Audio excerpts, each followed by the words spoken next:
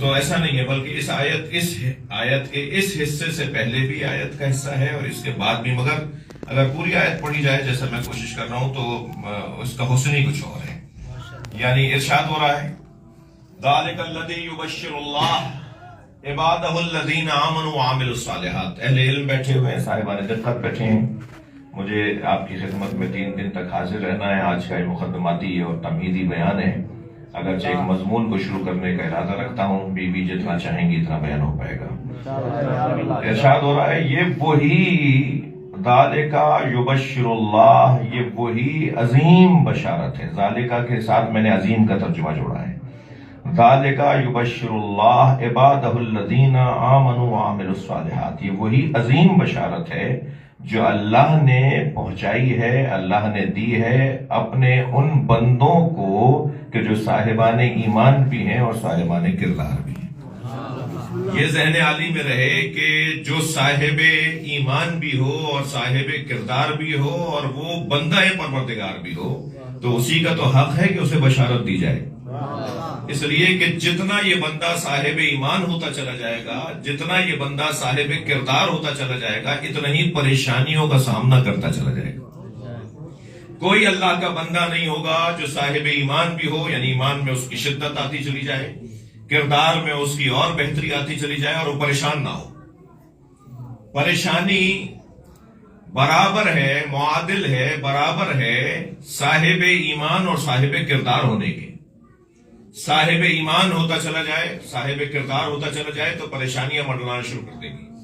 دنیا میں جتنے آپ کو صاحب ایمان اور صاحب کردار مومن بندے نظر آئیں گے وہ آپ کو پریشان نظر آئیں گے. ہو نہیں سکتا کہ وہ اللہ کا بندہ ہو اور وہ پریشان نہ ہو، یہ ہو ہی نہیں سکتا. خوشحالی میں، اچھا خوشحالی کا مفہوم بھی تو مختلف ہے نا. ممکن ہے کسی کے نزدیک پریشانیوں کا نہ ہونا خوشحالی ہو اور ممکن ہے کسی کے نزدیک پریشانیوں کا آنا خوشحالی ہو. جی اب یہ جو صاحب ایمان ہو اور صاحب کردار ہو وہ پریشانیوں میں مبتلا رہے گا. جو پریشانیوں میں مبتلا رہے گا اسے بشارت کی ضرورت ہے. اسے وہی بشارت دے گا کہ جس کی وجہ سے یہ پریشانیوں میں مبتلا ہوا ہے، جس کی وجہ سے یہ مشکلات کا سامنا کر رہا ہے. بشارت کون دے گا؟ کس کی وجہ سے پریشان ہوا ہے. ایمان کا کیا مطلب ہے؟ کردار کا کیا مطلب ہے؟ اللہ کی خوشنودی کی خاطر، اللہ کی مرضی کی خاطر، جیسا وہ چاہتا ہے ایسا رہنے کے لیے اس نے جب زندگی گزاری ہے تو پریشانیوں کا سامنا کرنا پڑا. تو اب کون بشارت دے گا؟ بشارت بھی وہی دے گا جس کی خاطر یہ پریشان ہوا ہے. ایک زاویہ نگاہ تو یہ ہے. دوسری عزیزان گرامی، بشارت دینے والا اللہ اور بشارت جس چیز کی دی جا رہی ہے وہ فاطمہ. نہیں، آپ میرے ساتھ نہیں ہیں. جب میرے ساتھ ہوں گے تو میں جس پڑھوں گا. صلوات پڑھیں ذرا نبی کے ساتھ.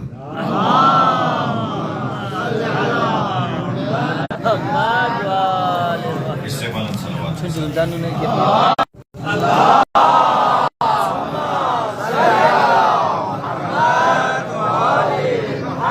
اور بھی بلند ممکن ہے.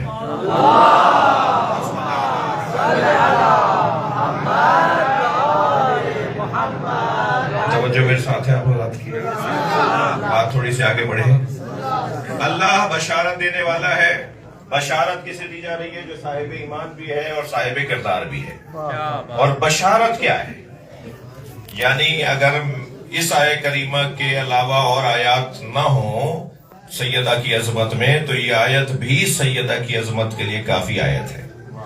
یعنی اللہ امت کو جس بشارت سے سرفراز کر رہا ہے اس بشارت کا نام فاطمہ دے رہا ہے.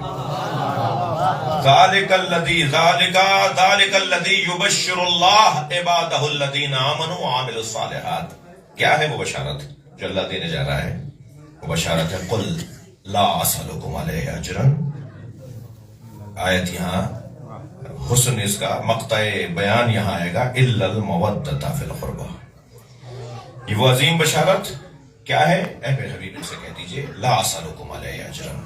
وہ جو میں نے کام پہنچایا، وہ جو میں نے محنتیں کی، وہ جو میں نے مشقتیں اٹھائیں، وہ جو میں نے پریشانیاں اٹھائیں، صعوبتیں، وہ جو ہجرتیں، وہ جو جہاد، وہ مسلسل مشکلات، پریشانیاں، ان کا مجھے تم سے، کیونکہ تمہاری خاطر، یعنی تمہیں بہتر کرنے کے لیے، تمہیں ہدایت دینے کے لیے، تمہیں اچھا دیکھنے کے لیے میں نے ساری پریشانیاں اٹھائی ہیں، تمہاری خاطر اٹھائی ہیں نا.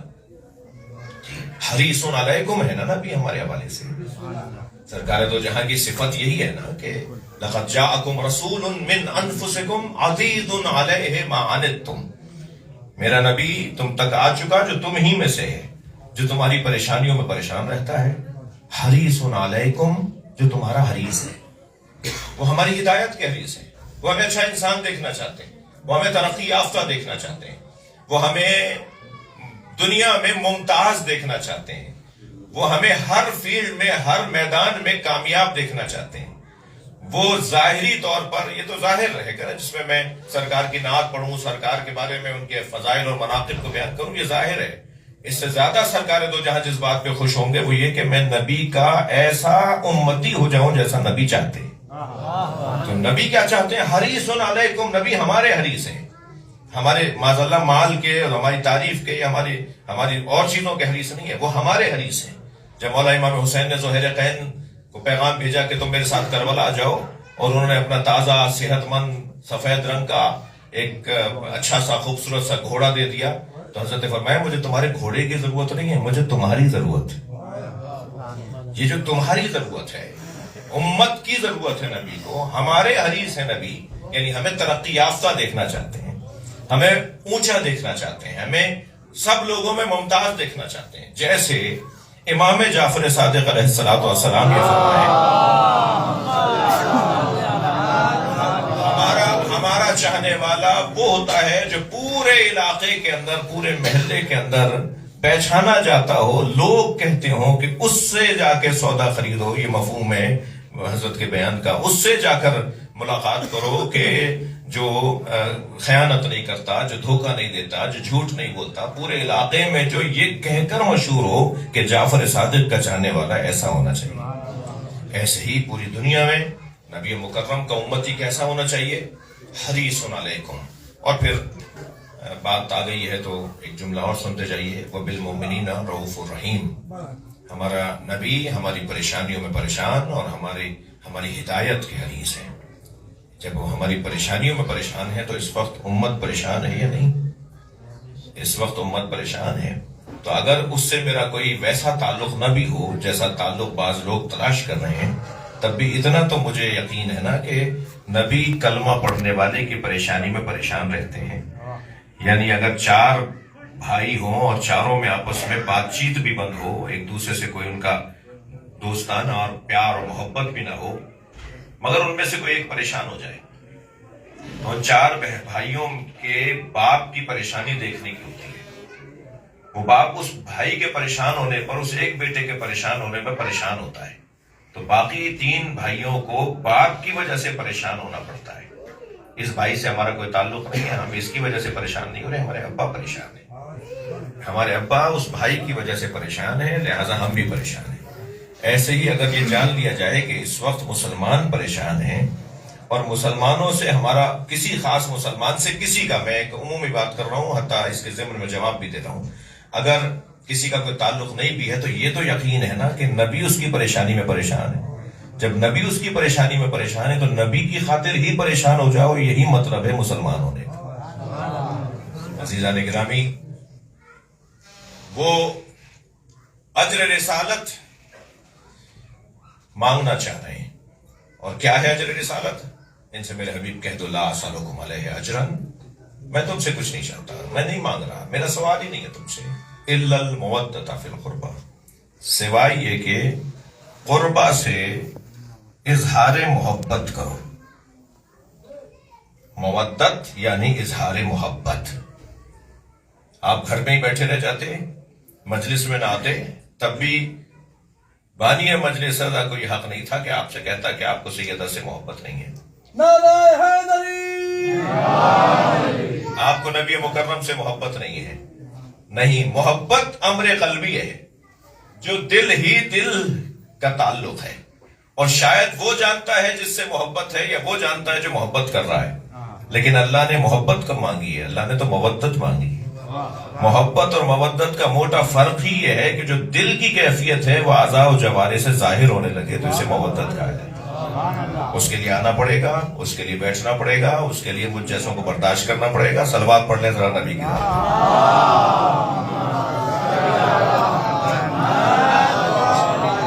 اس کے لیے مرثیہ پڑھنا پڑے گا، اس کے لیے ناز ماتم کرنا ہوگا، اس کے لیے خدشہ کرنا پڑے گا، اس کے لیے حسینیہ سجانا پڑے گا، اس کے لیے پھر ہمیں بہت کچھ کرنا پڑے گا. اس لیے کہ محبت کے اظہار کو مودت کہا جاتا ہے.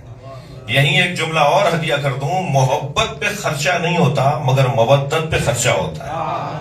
جان کا خرچہ بھی ہوگا، ظاہری آبرو کا خرچہ بھی ہوگا، بچوں کے چھن جانے کا خرچہ بھی ہوگا، مال بھی خرچ ہوگا. کچھ لوگ کہتے ہیں جی ان کی طرح محبت کرو کہ جو بظاہر نہ اذانوں میں علی ولی اللہ پڑھتے ہیں اور نہ ہی روڈ پہ جلوس نکالتے ہیں، وہ بھی تو اپنے آپ کو مولائی بولتے ہیں، ان کی طرح کیوں نہیں رہتے؟ تو جواب ہمارا یہ ہے کہ ہمیں تو نبی کے مطابق رہنا ہے، اور نبی نے فرمایا محبت کا اظہار کرو. اظہار کرنے سے عزیزان گرامی بہت کچھ بگڑتا بھی ہے، بہت کچھ بنتا بھی ہے. کسی کا بگڑتا ہے تو کسی کا بنتا ہے. صلوات پڑھ لیں محمد و آل.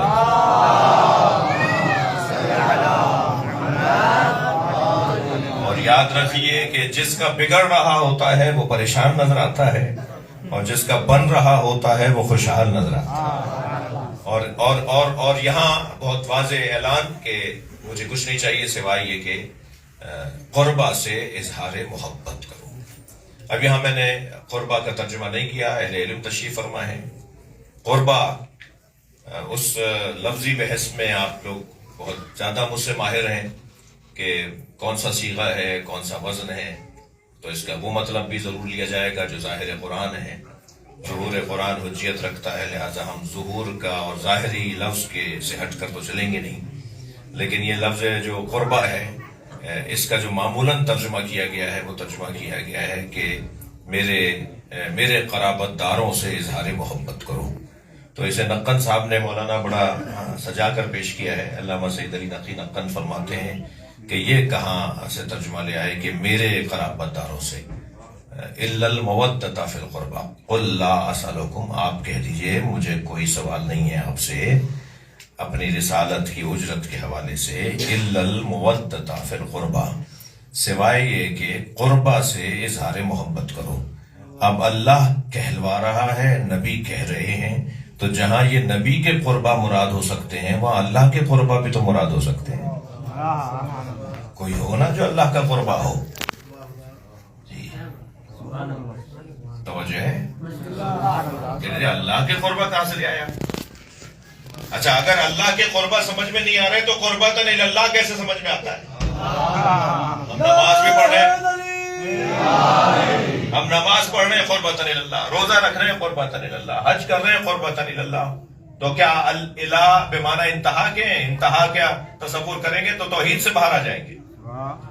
عقیدہ توحید ہی ہاتھ سے چلا جائے گا اگر الہ بمعنی اللہ کو کہیں تصور کر لیں، اللہ کو کہیں مکان اس کا تصور کر لیں، اللہ کی سمت قربت حاصل کرنے کی اگر نیت کر لیں کہ ہم اس طرف جا رہے ہیں، یعنی مکے جا رہے ہیں. کیا کہاں ہے اللہ کا؟ کہاں اللہ کا قرب؟ کہاں اللہ سے مراد کہاں ہے؟ اللہ کہاں ہے؟ یہ الہ بمعنی انتہا ہے. اگر الہ بمعنی انتہا ہے تو پھر تو توحید کی بحث سے باہر آ جائیں گے، اور شاید ہمیں پہلے کہا جائے گا کہ بیٹا پہلی کلاس پڑھ کر آؤ تو پھر تمہیں یہ کلاس سمجھ میں آئے گی. تو یہاں قربہ سے مراد اللہ کے قربہ بھی مراد ہو سکتے ہیں اور نبی کے قربہ بھی مراد ہو سکتے ہیں. کمال اس گھرانے کا ہے کہ جو نبی کے قربہ ہیں وہی اللہ کے قربہ ہیں، جو اللہ سے قریب ترین وجود ہیں. میں ابھی کچھ دن پہلے اپنے استاد حضرت آیت اللہ محمد باقر فخار کی زیارت کے لیے اصفہان گیا، ابھی چند دن پہلے، شاید 4-6 دن پہلے کی بات ہے. تو وہاں ایک حسین بحث رہی اور اس بحث سے مراد ہے کہ ان سے استفادہ کیا. تو اس کے درمیان ایک لفظ وہاں پر گفتگو میں آیا جو اس وقت میری گفتگو میں ہے، تو میں آپ کو ہدیہ کر دیتا ہوں. قرب الہی کا مفہوم اور ہے اور تقرب الہی کا مفہوم اور ہے. قرب الہی اور تقرب الہی چھوڑ دے بحث مدرسے کی مباحثوں کے درمیان. وہ جو قرب الہی کا حامل وجود ہے وہ وجود کوئی اور وجود ہے، اور جو تقرب چاہتا ہے وہ کوئی اور وجود ہے. وہ جو قرب الہی کا حامل وجود ہے نا، وہ وہی ہے کہ جس کی قربت ہم چاہتے ہیں، جس کی وجہ سے اللہ کا قرب نصیب ہوتا ہے. کچھ ہستیاں ایسے ہیں جو قرب الہی کے حامل ہستیاں ہیں، اور ان سے ہم قریب ہوں گے تو اللہ کے قریب ہوں گے۔ اگر میں اور لفظ بہتر کر لیتا ہوں اپنے بچوں جوانوں کے لیے، کچھ محترم زائرین بھی تشریف فرما ہے جی، یہ باب اللہ کا کیا مطلب ہے؟ انتم باب اللہ کا کیا مطلب ہے؟ یہ گھرانہ اللہ کا دروازہ ہے، یعنی ہم ان تک پہنچیں گے تو اللہ تک پہنچیں گے۔ کوئی علی تک پہنچے تو اسے اللہ سمجھ میں آئے، کوئی سیدہ تک پہنچے، کوئی سیدہ تک پہنچے تو اسے اللہ سمجھ میں آئے۔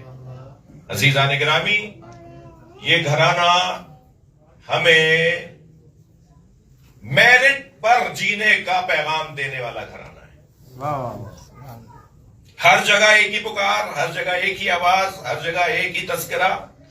میرٹ پہ تقرریاں ہونی چاہیے، میرٹ پہ تبادلے ہونے چاہیے، میرٹ پہ پارٹی ٹکٹس ملنے چاہیے، میرٹ پہ داخلے ہونے چاہیے۔ ہم بھی 1400 سال سے مجلس اسی لیے کر رہے ہیں کہ نبی کے بعد میرٹ پہ ماننا چاہیے۔ کون ہے ایک صلوات ہدیہ کرتے ہیں نبی علیہ؟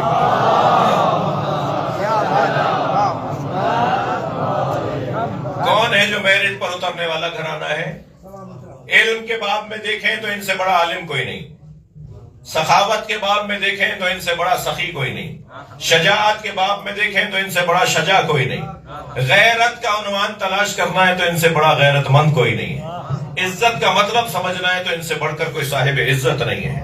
عزیزان گرامی، عبادت الہیہ میں یہی تو ہیں جو ہمیں اللہ کا عبادت کا سلیقہ سکھاتے ہیں۔ لولا نحن ما عبد اللہ، صلوات ہدیہ کرتے ہیں اس گھرانے پر۔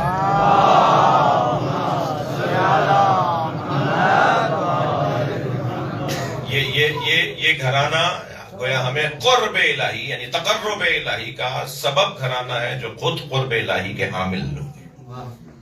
لا اسألکم علیہ اجرا الا المودۃ فی القربى۔ ومن یقترف، آیت کا تیسرا حصہ، ومن یقترف حسنۃ نزد لہ فیہا حسنا، اور جس نے ایک حسنہ پا لیا، ومن یقترف حسنۃ نزد لہ فیہا حسنا، جس نے ایک حسنہ پا لیا ہم اس کے حسن ہی حسن میں اضافہ کریں گے۔ وہ ایک حسنہ کیا ہے؟ جسے پا لینے سے حسن بڑھ جائے گا۔ اس ایک حسنہ کو فاطمہ کہتے ہیں، جو حسن بڑھے گا اسے 13 معصومین کہتے ہیں۔ ائمہ اہل بیت کا قرب اور ان کا پیار اور ان کی توجہ ہمیں نصیب ہوگی اگر سیدہ کی توجہ مل جائے، جس نے ایک حسنہ پا لیا۔ انا کلمۃ الحسنى فی الآیہ، سیدہ کا فرمان۔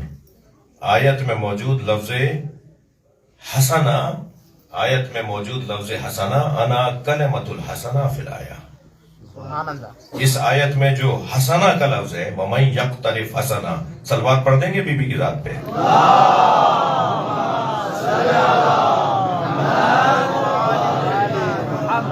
جس نے ایک حسنہ پا لیا ہم اس کے حسن ہی حسن میں اضافہ کریں گے۔ نزد لہ فیہا حسنا ان اللہ غفور شکور۔ بڑا گہرا تعلق ہے غفور ہونے میں اور اس کے شکور ہونے میں۔ سیدہ کے ساتھ جڑنے والوں کے لیے ہی تو وہ غفران ہے، سیدہ کے ساتھ جھکنے اور جڑنے والوں کے ساتھ ہی تو اللہ کی توجہ ہے۔ اللہ ان کو ممتاز رکھنا چاہتا ہے جو سیدہ سے جڑے ہوئے لوگ ہیں۔ عزیزو، یہ آیت کا ترجمہ تھا اور اس میں ہی میں نے کافی ٹائم لے لیا آپ کا، اور گفتگو کو تھوڑا سا آگے بڑھانا چاہوں گا۔ دیکھیے، ہم ایک بات مجھ سے ہو گئی اور وہ میرٹ کی بات، قابلیت اور اہلیت کی بات۔ ہم ایک زندہ مذہب رکھنے والے لوگ ہیں، ہم ایک جیتا جاگتا مذہب رکھنے والے لوگ ہیں۔ ہمارا نظریہ بھی زندہ ہے اور ہم جن کا نظریہ رکھتے ہیں وہ بھی زندہ ہیں، اور ہم خود بھی زندگی اسی میں تلاش کرتے ہیں کہ ہم ان سے جڑے ہوئے ہیں جو مردہ نہیں ہیں، جن کا وجود ان کے کردار کی وجہ سے، ان کی قربانیوں کی وجہ سے، ان کی قابلیت کی وجہ سے زندہ وجود ہے۔ یہ جو نظریہ ہے ہمارا، اس میں ہمیں پریشانیوں کا سامنا، مشکلات کا سامنا رہا اور آئندہ بھی رہے گا، یہ ہوتا رہے گا اور شاید اس سے زیادہ ہو۔ اگر ہم صفحات کو پلٹتے رہیں تو ماضی میں کبھی کچھ ہی دور دن آئے ہوں ہماری تاریخ کے اندر کہ جب آسودگی رہی ہو، ورنہ پریشانیاں ہی پریشانیاں رہی ہیں، اور ان پریشانیوں میں جو مزہ ہے، لطف ہے، ذائقہ ہے، کسی کے سامنے سے حقائق، کسی کے سامنے حقائق روشن ہو جائے، اس کے سامنے سے حجاب ہٹ جائے، اور ساری دنیا ایک بات کر رہی ہو، جس کے سامنے سے حجاب ہٹا ہوا ہو، اسے حقیقت نظر آ رہی ہو، وہ اکیلا بھی کھڑا ہوتا ہے، تو جو اس کا اطمینان ہوتا ہے وہ ساری دنیا کے اطمینان پہ غالب ہوتا ہے، اس لیے کہ اسے وہ چیز نظر آ رہی ہے جو دوسروں کو نظر نہیں آ رہی۔ میری اور آپ کی خوش طالعی اور خوش قسمتی ہے کہ ہم اس گھرانے سے جڑے ہوئے ہیں کہ جس گھرانے سے جڑنا ہی حقیقت سے اور حق سے جڑنا ہے۔ تمام تر کمالات کا مجموعہ یہ گھرانہ، تمام تر کمالات کا مجموعہ یہ گھرانہ، اور اس گھرانے کی صدارت بے نام فاطمہ۔ تمام تر کمالات اس گھر میں جمع ہیں، یعنی کوئی ایک فضیلت، میں طالب علم ہوں، کوئی میرے علم میں اضافہ کرے، کوئی ایک فضیلت کا عنوان ہو جو یہاں کمال پر نہ ہو، اور جب سارے فضائل یہاں کمال پر ہیں تو ان کمالات کے مجموعہ گھرانے کی جو صدارت ہے وہ جناب زہرا کے نام ہے۔ ہم فاطمۃ و ابوہا و بالھا و بنوہا۔ علماء بیٹھے ہوئے ہیں، اہل دقت بیٹھے ہیں۔ ہم فاطمہ مبتدا خبر، جی خبر مقدم مبتدا مؤخر، جملہ اسمیہ جیسے ہو سکوت، جملہ تامہ، یہاں بات پوری بھی ہو گئی، یہاں بات روک بھی دی جائے، یہاں بات آگے نہ بھی بڑھائی جائے تو بات پوری ہے۔ ہم فاطمہ، یہ سب فاطمہ ہے، ہم فاطمہ، یہ سب فاطمہ ہے، نبی مکرم فاطمہ ہے، مولا علی فاطمہ ہے، حسن حسین فاطمہ ہے، یہ پورا گھرانہ فاطمہ ہے۔ انہیں علیحدہ علیحدہ کرو گے تو کوئی کچھ نظر آئے گا، کوئی نظر آئے گا، کوئی نظر آئے گا، ان کو ایک جگہ کرو تو سب فاطمہ ہے۔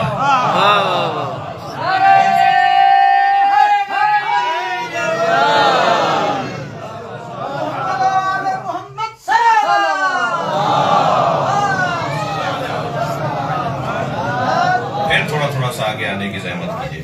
نعرہ تکبیر، اللہ اکبر، نعرہ تکبیر، اللہ اکبر، نعرہ رسالت، نعرہ رسالت، نعرہ حیدری، حیدری، حسینیت زندہ باد، حسینیت زندہ باد، یزیدیت مردہ باد، دشمن اہل بیت پہ لعنت، زہرا بی بی قاسمہ پہ لعنت، یہ امام زمان علیہ السلام بلند تر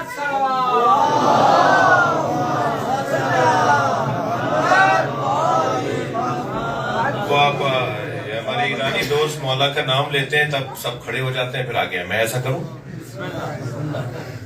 جی، پھر مجھے بھی ممبر سے اترنا پڑے گا مولا کے ادب میں، تو آ جائیے، آگے جائیے۔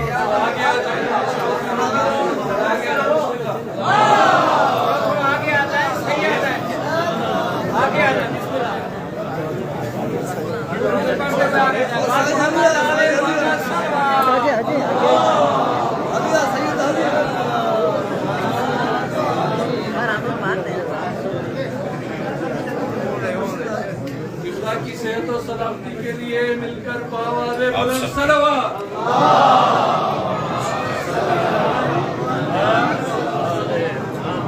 ممنون، ایک اور بلند صلوات۔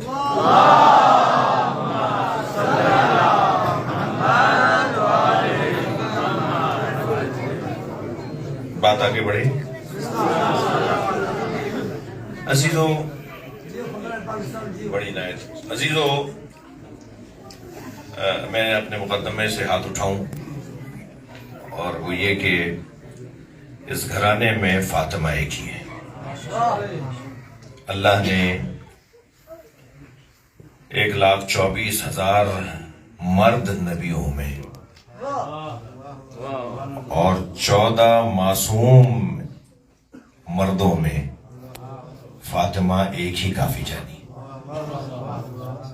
یعنی اتنے زیادہ مرد ہاتھیوں میں ان کا مقام، ان کا کام، ان کی خدمات، ان کی کوششیں ایک طرف، ان سب میں ایک بی بی کافی جانی۔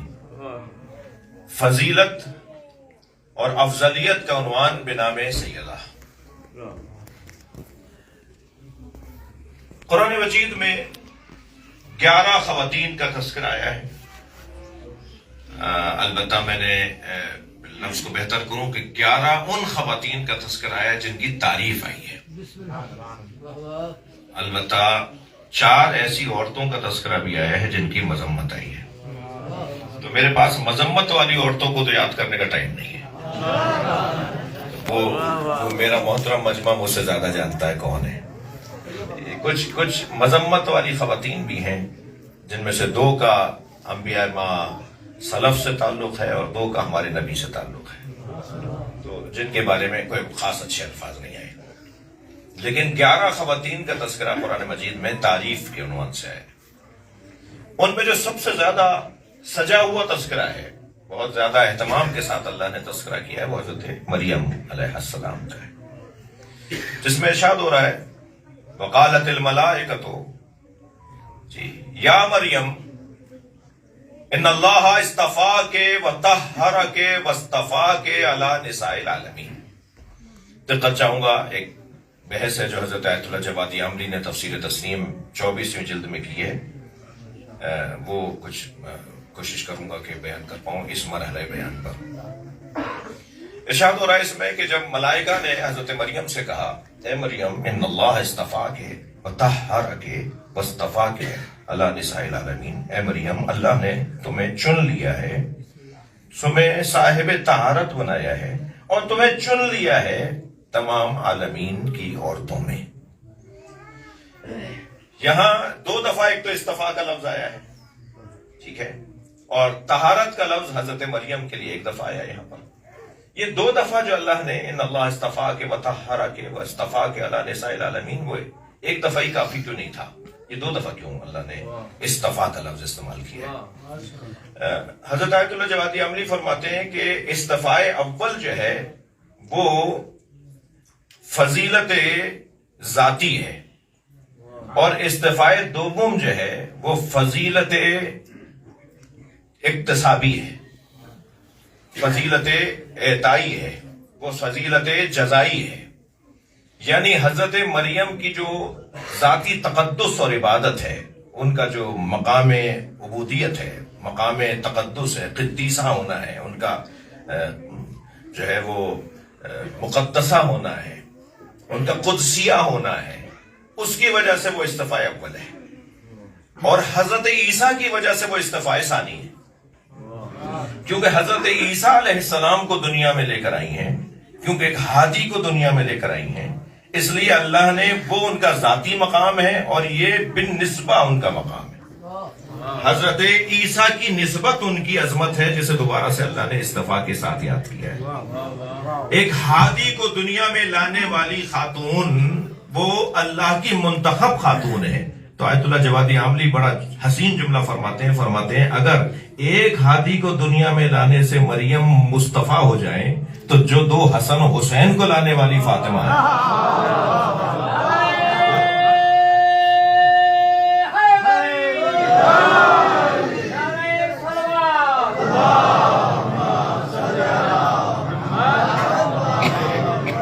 یعنی پہلا عنوان گفتگو یہ قرار پائے کہ حضرت زہرا تمام عالمین کی عورتوں سے افضل ہے، جن میں سب سے بڑا نام یا سب سے بڑا عنوان جناب مریم علیہ السلام کا ہے، اور حضرت مریم کو اللہ نے یہ مقام دیا حضرت عیسیٰ کی وجہ سے۔ تو حضرت عیسیٰ کی وجہ سے جو مقام پالے، تو جو عیسیٰ حسین کے 9ویں بیٹے کے پیچھے نماز پڑھیں گے، اس حسین کی ماں کی عظمت مریم سے زیادہ کیسے نہیں ہو؟ پھر یہی علامہ اقبال کا وہ قصیدہ بھی بجا ہے، مریم از یک نسبت عیسیٰ عزیز۔ مریم علیہ السلام ایک نسبت حضرت عیسیٰ کی وجہ سے صاحب عزت ہیں۔ مریم از یک نسبت عیسیٰ عزیز، از سے نسبت حضرت زہرا عزیز۔ مگر حضرت زہرا کو 3 نسبتوں کی وجہ سے اللہ نے صاحب عزت بنایا ہے۔ نور چشم رحمت للعالمین، پہلا عنوان عظمت فاطمہ زہرا یہ ہے کہ آپ اس کی آنکھوں کی حضرت عیسیٰ تک اولین کا امام، جو اپنے زمانے سے لے کر امام مہدی کے زمانے تک قیامت تک آخرین کا بھی امام ہو، جس کی امامت اتنی پکی ہو کہ جو آنے سے پہلے بھی امام ہو، جس کی امامت اتنی مضبوط ہو جو جانے کے بعد بھی امام ہو، جس کی امام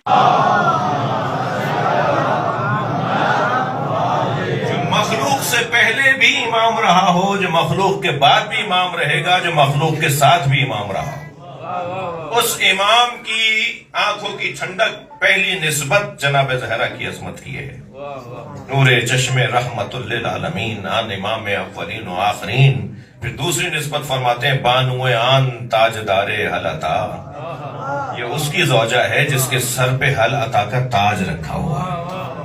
بانو آن تاجدار حل عطا، مرتضی مشکل کشا شیر خدا، یہ مرتضی مشکل کشا شیر خدا کی زوجہ ہیں۔ یہ دوسری نسبت ہے جناب زہرا کی۔ اور تیسری نسبت میں فرماتے ہیں مادر آن مرکز پرکار عشق، یہ اس کی ماں ہے جو عشق کے دائرے کا مرکز ہے۔ مادر آن کاروان سالار عشق، یہ اس کی ماں ہے جو عشق کے کاروان کا سالار ہے۔ اب یہاں آن کہا ہے نا علامہ اقبال نے، معاف کیجئے گا، علامہ اقبال نے آن، مادر آن، اب آن میں کون ہے؟ امام حسن، امام حسین، جناب زینب، بی بی ام کلثوم۔ پھر خود اقبال نے اس آن کے اشارے کے اندر سیدہ کے سارے بچوں کو یاد کیا ہے۔ علامہ اقبال کے مطابق آن کا اشارہ امام حسین بھی ہیں، آن کا اشارہ امام حسن بھی ہیں، آن کا اشارہ جناب زینب بھی ہیں۔ فرماتے ہیں آ یکے شمع شبستان حرم، تھکے ہوئے تو نہیں آپ؟ آ یکے شمع شبستان حرم، اب یہ ہمارے یہاں کی فارسی ہے اور بہرحال فارسی ہے، تو کہتے ہیں آ یکے شمع شبستان حرم، کون آن، کس کی ماں، کون آن، آن کا اشارہ کس کی طرف ہے؟ فرماتے ہیں آن یکے شمع شبستان حرم، ان میں سے ایک وہ ہے جو حرم الہی کی شمع ہے، جس کی وجہ سے اللہ کا گھر روشن ہے، جس کی وجہ سے خانہ کعبہ کھلا ہوا ہے، جس کی وجہ سے مطاف میں طواف ہو رہا ہے، جس کی وجہ سے صفا و مروہ میں سعی ہو رہی ہے، جس کی وجہ سے اللہ کے گھر کا دیدار ہو رہا ہے، جس کی وجہ سے حرم الہی کھلا نظر آ رہا ہے۔ ہاں یکے شمع شبستان حرم، حافظ جمیعت خیر الامم، جس نے خیر الامت امت مصطفیٰ کو مرنے سے بچایا، وہ ہے جس کی ماں فاطمہ ہے۔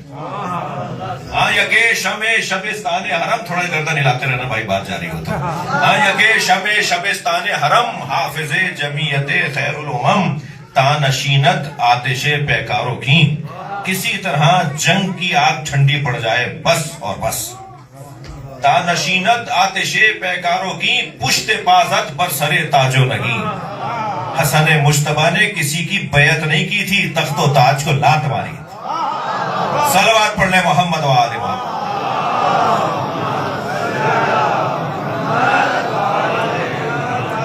امام حسن نے کسی سے صلح نہیں کی تھی، کسی کی بیعت نہیں کی تھی، امام حسن نے تخت و تاج کو لات ماری تھی۔ یہ تخت و تاج کو لات مارنا بتا رہا ہے یہ فاطمہ زہرا کا بیٹا ہے، یہ تخت و تاج کو لات مارنا بتا رہا ہے کہ یہ اس کا بچہ ہے جو عشق کے دائرے کا مرکز پرکار ہے، جو عشق کے کاروان کا سالار ہے۔ اچھا، آن میں تو امام حسن کو علامہ اقبال نے خود وضاحت کر دی۔ پھر ایک اور جگہ مراد جناب زینب ہیں یا نہیں، امام حسین ہیں یا نہیں آن سے مراد؟ فرماتے ہیں حدیث عشق دو بابست کربلا و دمشق، عشق کی دو ہی تو داستانیں ہیں، ایک کربلا ہے ایک دمشق ہے۔ حدیث عشق دو بابست کربلا و دمشق، یکے حسین رقم کر دیگر زینب۔ ایک حدیث عشق کو حسین نے لکھا ہے، ایک حدیث عشق کو زینب نے لکھا ہے۔ لہٰذا یہاں علامہ فرماتے ہیں کہ مادر آن، بات آگے بڑھے، مادر آن پر مادر آن کاروان سالار عشق، مادر آن مرکز پرکار عشق۔ پھر اس کے بعد علامہ اقبال کا شعر اسی قصیدے کے اندر دو مصرے مجھے اور یاد آ رہے ہیں، آپ کی دقت اور آپ کی توجہ جو ہے وہ مجھے بخل ورزی سے بچا رہی ہے۔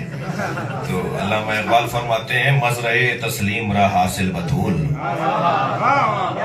مزرعے تسلیم را حاصل بطول، مزرعے تسلیم را حاصل بطول، مزرعہ کھیت کھلیان، جی کاشتکار جب فصل بوتا ہے نا اور فصل جب تیار ہو جاتی ہے تو اس کا جو محصول ہے، حاصل ہے، تو اس دن وہ دیگ اتارتے ہیں، اس دن وہ نیاز کرتے ہیں، اس دن وہ صدقات خیرات کرتے ہیں، خوشی کا عالم دیکھنے کا ہوتا ہے ان کا، اس لیے کہ ان کی فصل کٹ رہی ہے، ایسا ہی ہے۔ تو جب فصل کٹے تو وہ خوشی کا دن ہے.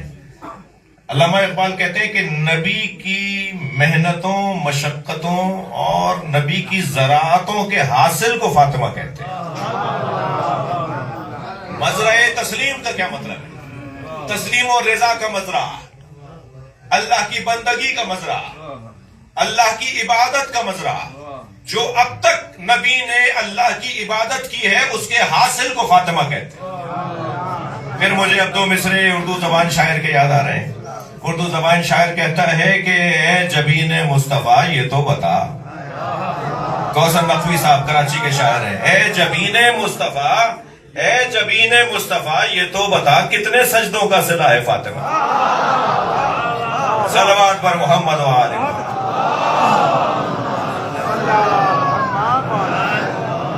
سبحان اللہ. نبی مکرم کی محنتوں کے نتیجے کو سیدہ زہرا. سبحان اللہ سبحان اللہ. علامہ اقبال کہتے ہیں مزرعہ تسلیم را حاصل بطول. خواتین کے میرے عزیزوں، میرے بچوں، میرے ساتھیوں، میرے بزرگوں،